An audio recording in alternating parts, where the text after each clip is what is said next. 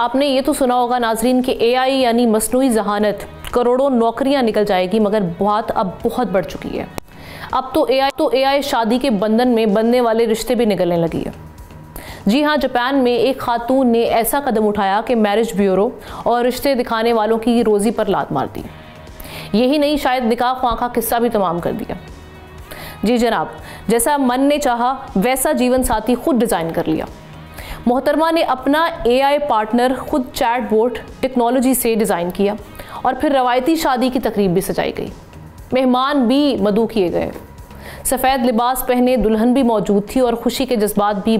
लेकिन बस फ़र्क इतना था कि दुल्हा स्टेज पर नहीं बल्कि डिजिटल स्क्रीन पर जलवा फरमा होकर मुस्कुराता रहा। खातून ने एआई ग्लासेस पहनकर अपने जीवन साथी को देखा और इस रिश्ते को सारी दुनिया के सामने कबूल है कहकर शादी कर ली।